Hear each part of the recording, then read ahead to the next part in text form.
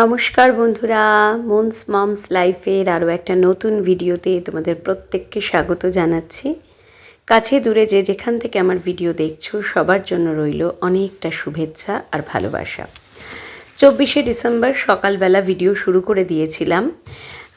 দেখতেই পেলে ফুলকপি কিছুটা নুন জলে একটু ভাপাতে দিয়ে দিয়েছিলাম, আর সেই সঙ্গে তোমাদের দেখিয়ে নিচ্ছি যে বাজার থেকে কি এনেছে। নতুন আলু এনেছে, কিছুটা কড়াইশুঁটি এনেছে আর আদা এনেছে।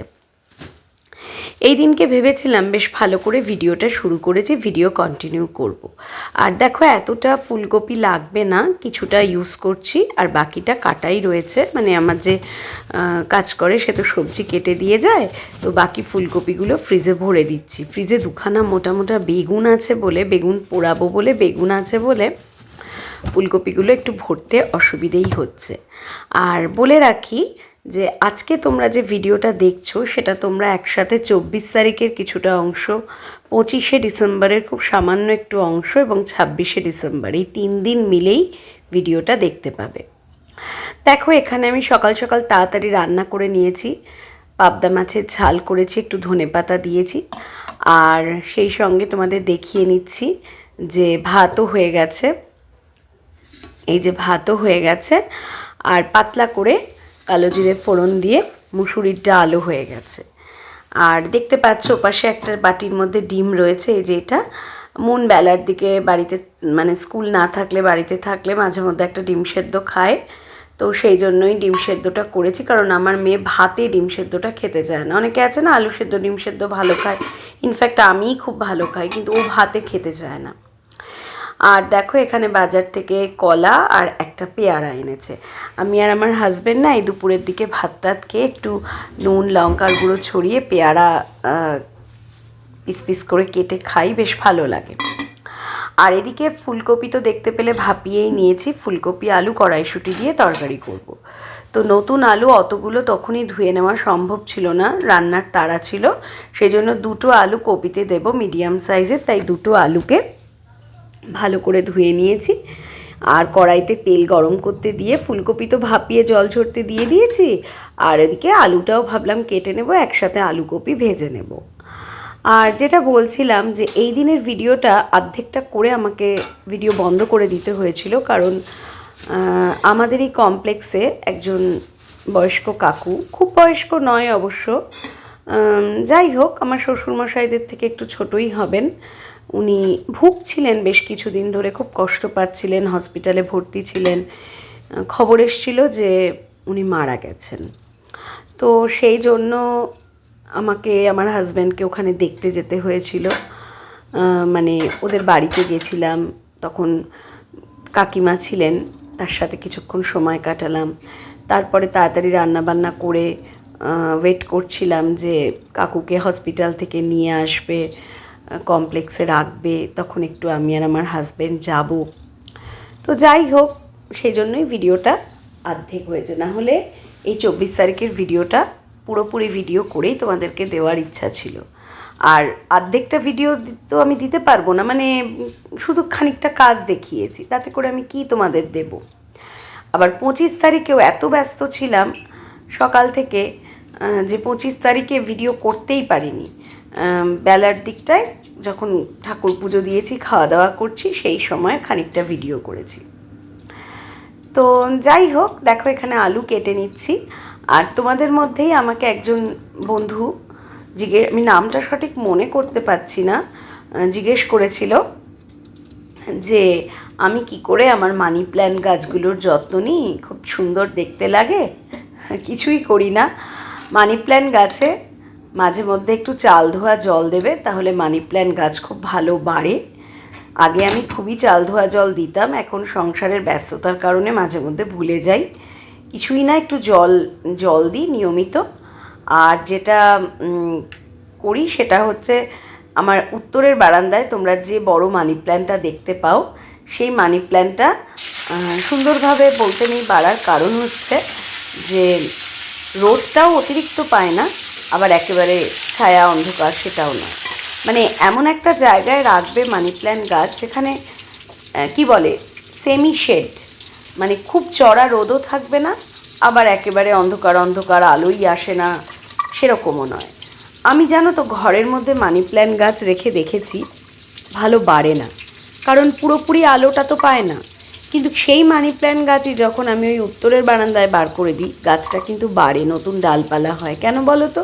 কারণ চড়া আলো পায় না, যেরকম আমার আরেকটা ছোট ব্যালকনিতে পায়, যেটায় তোমার সব জামা কাপড় মেলি দেখতে পাও। কিন্তু এই বারান্দাটাতে আবার, বড় বারান্দা যেখানে আমার ওয়াশিং মেশিন আছে, সেখানে আবার কি হয় না, মোটামুটি আলোটা ভালো আসে, একটা ঝলমলে ভাব আছে, সেই জন্যই গাছপালাগুলো বাড়ে। তো যাই হোক, দেখতেই পেলে কথা বলতে বলতে আমি আলু ফুলকপির তরকারি করে ফেলেছি। আর এখন শীতের ফুলকপি তো এমনিই একটা স্বাদ থাকে, একটু নাড়াচাড়া করলেই দেখবে শীতের ফুলকপি খুব সুন্দরভাবে রান্না হয়ে যায়, খেতেও ভালো লাগে। ফুলকপি আলু, ডালনা আলু দিয়ে, তারপরে তোমার আলু ফুলকপি পোস্ত, তারপরে অনেকে ফুলকপির রেজালা বানায়, মাছের ঝোলেও ফুলকপি খুব ভালো লাগে। তো মোটামুটি কাজ কিছুটা গুছিয়ে নিয়েছি, এবার এখানে নতুন আলুগুলো ধুয়ে নিচ্ছি। আর এই দিনটা আর একটাও দরকারি কাজ করেছিলাম, সেটা হচ্ছে আমার মেয়ের বইয়ের আলমারিটা, তোমাদের যাদের মনে আছে তারা বুঝবে, একটা পিঙ্ক রঙের আলমারি আছে না আমার বারান্দা লাগোয়া ঘরটায়, যে ঘরটায় আমি মাঝে মধ্যেই সকালে বসে চা খাই, সেই ঘরে যে আমার মেয়ের পড়ার আলমারিটা পিঙ্ক কালারের, সেটা খুবই ঘেঁটে ঘন্ট হয়েছিল, ভালো করে গুছিয়েছি। এবং একটা বইয়ের আলমারি গুছোতেও প্রায় 2 ঘন্টা থেকে 2.5 ঘন্টা টাইম লেগেছে।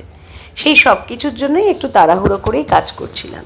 তো যাই হোক, আলুগুলো বারান্দায় রোদে শুকোতে দিলাম।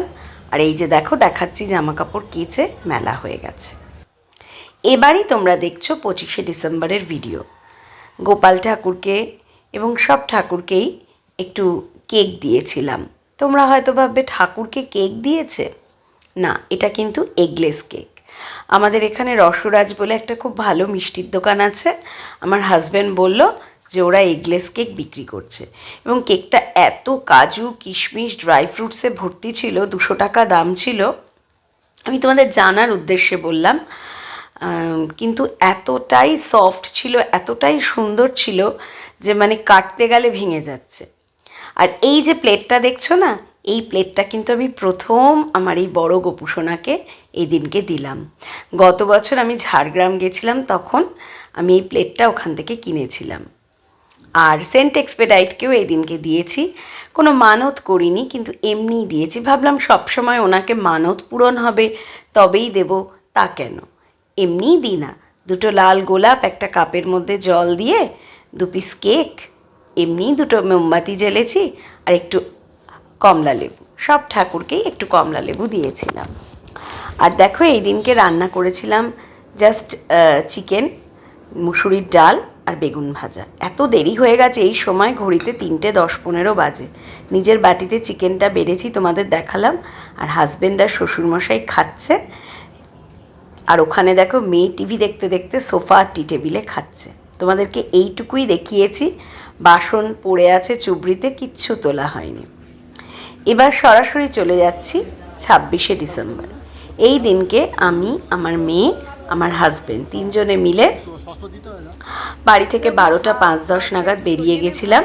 আমরা গেছিলাম CC2-তে।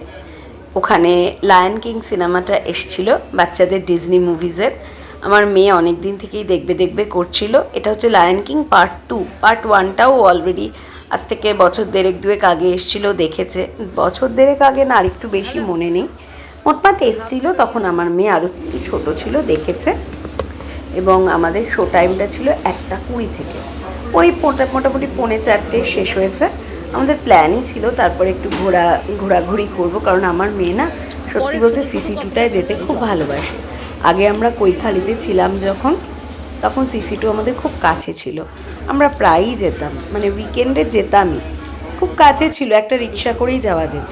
কিন্তু এখানে একটু দূর হয়ে গেছে তো, উবেরে ধরো ওই 250-270 এরকম লাগে, সবসময় যাওয়া যায় না। আমাদের বাড়ির কাছাকাছি হচ্ছে স্টার মল, কিন্তু আমার মেয়ে যেহেতু CC2তে যেতে খুব ভালোবাসে, সেজন্য আমরা প্ল্যানই করেছিলাম যে ঠিক আছে, মুভিটা শেষ হলে একটু নিজেদের মতন খাওয়া দাওয়া করে একটু ঘুরে ঘাড়ে সময় কাটিয়ে বাড়ি ফিরবো। তো হাজব্যান্ড বললো সবসময় তো KFC, তারপরে তোমার ওয়াও মোমো এগুলো থেকেই খাওয়া হয়, চলো আজকে পিৎজা হাট থেকে পিৎজা খাই। তো পিৎজা হাটে এসে পিৎজা অর্ডার দিয়েছিলাম। আমাদেরটা ছিল ওই চিকেন টিক্কা দিয়ে টপিংস, আর আমার মেয়েরটা ছিল চিকেন সসেস দিয়ে টপিংস। আর দেখো কফি যে ক্যাপিচুনো সেটা নিয়েছিলাম, 3 জনে 3টে। এত সুন্দর লেগেছিল আমার ওদের কফির কাপটা, মানে ভীষণ ভালো লেগেছিল। আমি তো আমার হাজব্যান্ডকে বলছিলাম যে খাওয়া দাওয়া শেষ করে চলো না, এখানে কোথায় দেখি এরকম লাল টুকটুকে কাপ পাওয়া যায়। এত বড় সাইজ না হলেও একটু মিডিয়াম সাইজও যদি এরকম টুকটুকে লাল রঙের কাপ পাওয়া যায়, মানে অপূর্ব লেগেছিল আমার কাপগুলো। কিন্তু ওখানে অনেক খুঁজেছি, ওখানে কোনো ক্রকারির দোকান ওরা মানে দেখাতে পারেনি। আর অনলাইনে যে কিনবো, কাপটা জানো তো দেখে কেনাই ভালো। তাও অনলাইনে একটু ভালো কোম্পানির, ধরো বোরোসিল বা বোন চায়না বা লাওপলার সবসময় ভালোই হয় আশা করি। কিন্তু একবার আমি বুঝতে পারিনি, অনলাইন থেকে কিনেছিলাম, এখনও আমার কাছে কাপগুলো আছে, দেখতে সুন্দর। তোমাদেরকে কখনো সম্ভব হলে দেখাবো। কিন্তু না, চা খেয়ে আরাম নেই, কীরকম মোটা গোবদা। মানে কিনেছি 6 পিস, কিন্তু খেয়ে ভালো। Our hearts beat to the city streets. We began to feel the fire. We rise like tall buildings as the chemicals they take us higher. The night's young and it's just begun as she puts her hand in mine. We wanna chase the night, wanna dance to the light, pull the stars from the sky, just two hearts running wild. Never sleep, never stop, as we shout from the top. We're gonna be two hearts running wild.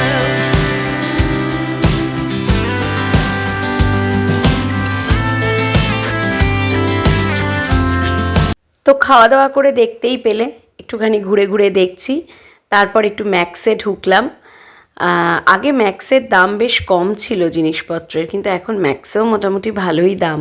আর সব কিছু সাজানো দেখলে না ভীষণ সুন্দর লোভ লাগে, মনে হয় এটাও নিই ওটাও নিই।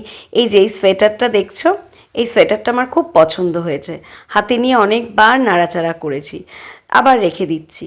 মানে আমার না সবসময় যে কটাই সোয়েটার আছে, একটা হুডি আছে, তারপরে ধরো তোমার নর্মাল যেরকম কার্ডিগান সেরকম আছে, কিন্তু এরকম মাথা দিয়ে গলানো ব্যাগি কাট সোয়েটারগুলো নেই। তো একটা শখ ছিল শর্ট লেন্থের পরবো, যদিও জিন্স পরি না, তাও মনে হয়েছিল যে একটু পরতেই পারি। তো পরে হাজব্যান্ড বলল নিয়ে নাও না, এত যখন ভালো লাগছে। আর মেয়েও একটা প্যান্ট কিনেছে, হারেম প্যান্ট, আর হাজব্যান্ডও একটা গেঞ্জি কিনেছে ফুল স্লিভ। তো তারপরে উবেরের জন্য আমরা ওয়েট করছি। আর এই যে একটু সিসি2টা রাত্রে কীরকম লাগছে 25 ডিসেম্বর উপলক্ষে সাজানোতে, তোমাদেরকে এক ঝলক দেখিয়ে নিচ্ছি। আজকের ভিডিও আর খুব বেশি বড় করিনি, আসলে টুকরো টুকরো 3-4 দিনের জুড়ে ভিডিও তো, তাইও যদি ভালো লাগে লাইক করো, কমেন্ট করো, সাথে থেকো। আজকের মতো টাটা।